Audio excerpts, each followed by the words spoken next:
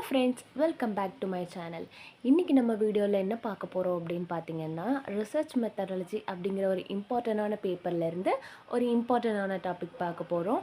Format of research project. அதாவது இப்போ வந்து நம்ம ஒரு ப்ராஜெக்ட் பண்ணுறோம், ஒரு ரிசர்ச் பண்ணுறோன்னா அந்த ப்ராஜெக்ட் பண்ணுறதுக்கு டைப் பண்ணுறதுக்கு எல்லாமே ஒரு ப்ராப்பரான மெத்தட் இருக்குது இல்லையா, ஒரு ப்ராப்பரான ஃபார்மேட் வந்து இருக்குது இல்லையா, அந்த ஃபார்மேட்டோட சம்மரி தான் இன்றைக்கி என்ன அப்படின்னு சொல்லிட்டு பார்க்க போகிறோம். வாங்க சம்மரிக்குள்ளே போகலாம். அதுக்கு முன்னாடி இது வரைக்கும் நம்ம சேனலை சப்ஸ்கிரைப் பண்ணாதவங்க மறக்காமல் சப்ஸ்கிரைப் பண்ணிக்கோங்க. ஃபஸ்ட்டு வந்து ஃபார்மேட்டுங்கிறது வந்து ஒரு ஃபிக்ஸ்டு, அதாவது ஒரு ப்ராஜெக்ட் வந்து பண்ணணும் அப்படின்னா இப்படி தான் ஒரு ஃபார்மேட்டில் வந்து பண்ணணும் அப்படிங்கிறது வந்து ஒரு ஃபிக்ஸ்டான ஒன்று. அதை வந்து நம்ம எல்லாருமே கண்டிப்பாக வந்து ப்ராஜெக்ட் பண்ணும்போது ஃபாலோ பண்ணி தான் ஆகணும். ஃபார் எக்ஸாம்பிள், இப்போ வந்து நம்ம எம்ஏ ப்ராஜெக்ட் பண்ணுறோன்னா எம்ஏ ப்ராஜெக்ட்டுக்கு அப்படின்னு சொல்லிட்டு சில ரூல்ஸ் அண்ட் ஃபார்மேட் வந்து அந்த ரூல்ஸையும் ஃபார்மேட்டையும் வந்து நம்ம கண்டிப்பாக வந்து ஃபாலோ பண்ணி தான் ஆகணும். அதில் வந்து சில ரூல்ஸ் என்னெல்லாம் அப்படின்னு சொல்லிட்டு இப்போ வந்து பார்த்துடலாம். நம்ம வந்து ப்ராஜெக்ட் டைப் பண்ணும்போது அதோட ஃபாண்ட்டுனா தெரியும் இல்லையா, ஒரு லெட்டர், அந்த லெட்டரோட சைஸ் வந்து 12 தான் இருக்கணும். ஃபாண்ட் சைஸ் வந்து 12 தான் இருக்கணும். ஃபாண்டோட ஸ்டைல் என்னவாக இருக்கணும் அப்படின்னா டைம்ஸ் நியூ ரோமன், அதாவது டைம்ஸ் நியூ ரோமன் அப்படிங்கிற ஃபாண்ட் ஸ்டைலில் வந்து சைஸ் வந்து 12 தான் இருக்கணும்.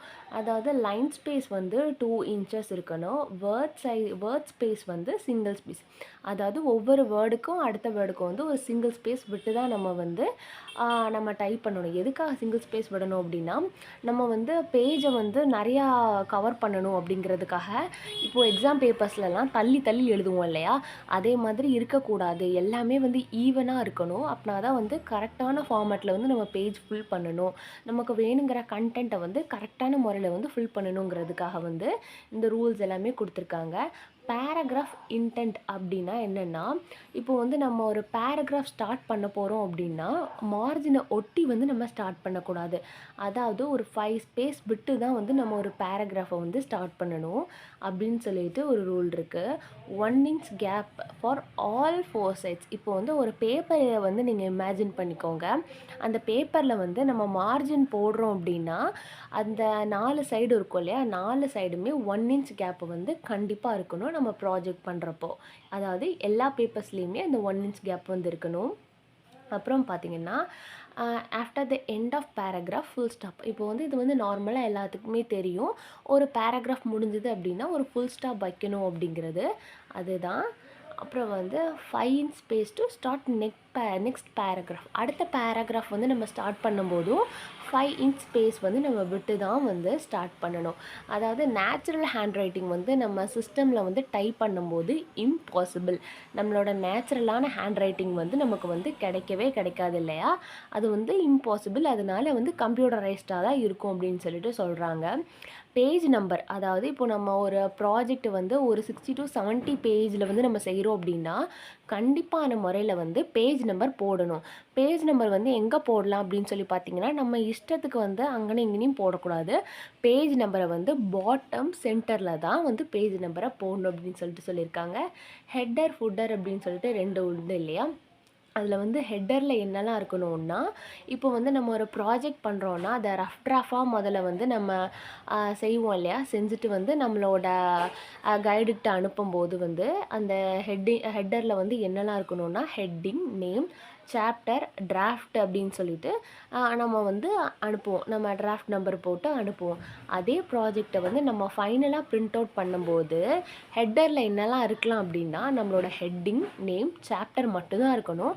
டிராஃப்ட் அப்படிங்கிறது இருக்கக்கூடாது. ஏன்னா டிராஃப்ட் அப்படின்னா ஒரு ரஃப் காப்பி அப்படின்னு சொல்லிட்டு மீனிங். நம்ம வந்து இப்போ நம்ம ப்ராஜெக்டை வந்து ஃபைனல் பண்ணிட்டோம் இல்லையா, ஃபைனல் பண்ணி தான் நம்ம பிரிண்ட் பண்ண போகிறோம். அதனால் ஃபைனல் ப்ராஜெக்டில் வந்து ஹெட்டரில் டிராஃப்ட் அப்படிங்கிறத வந்து நம்ம மென்ஷன் பண்ணக்கூடாது. அப்புறம் வந்து இப்போது நம்ம ஒரு ப்ராஜெக்ட் பண்ணுறதுக்கு முன்னாடி, அதாவது ப்ராஜெக்ட் வந்து 60 to 70 பேஜஸில் இப்போது இருக்கணும் அப்படின்னு சொல்லிட்டு சொல்லியிருக்காங்க அப்படின்னா அந்த ப்ராஜெக்ட் பண்ணுறப்போ நம்ம என்னெல்லாம் பண்ணுவோம்னா சர்டிஃபிகேட், டிக்ளரேஷன், அக்னாலஜ்மெண்ட் அப்படின்னு சொல்லிட்டு நம்ம 3யுமே எழுதுவோம்.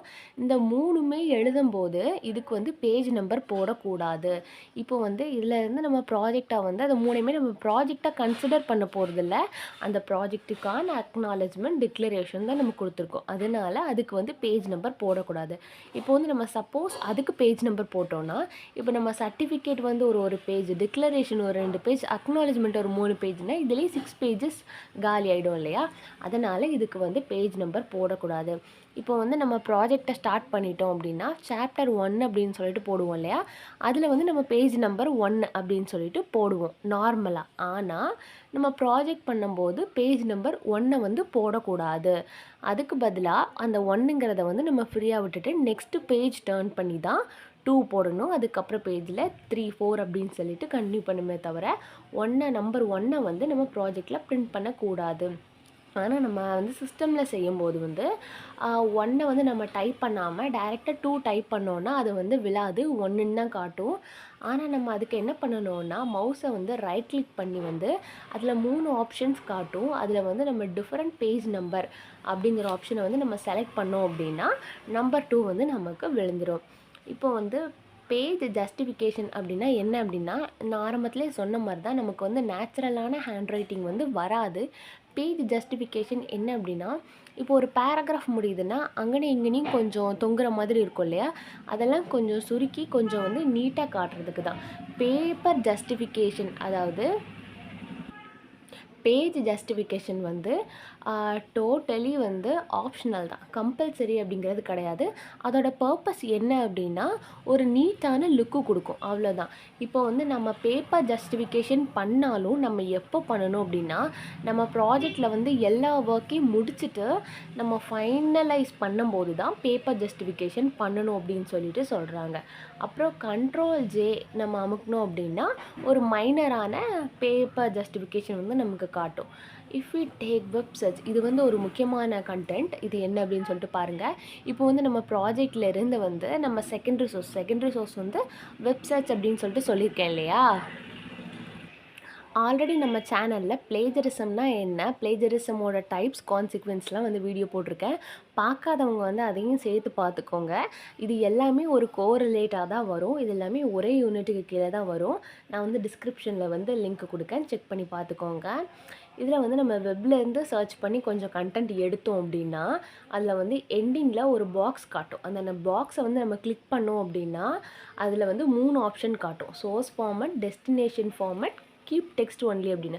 சோர்ஸ் ஃபார்மேட் அப்படின்னா இப்போ வந்து நம்ம ஃபார் எக்ஸாம்பிள் நீங்கள் இப்போ வந்து ஏதாவது ஒரு விக்கிபீடியா இல்லைன்னா சம்மதர் கூகுள்லேருந்து ஒரு ஆர்டிக்கல் எடுக்கிறீங்கன்னு வச்சுக்கோங்களேன். அதில் வந்து ஆட் இருக்கலாம், பிக்சர்ஸ் இருக்கலாம், எல்லாமே சேர்ந்து வரும்.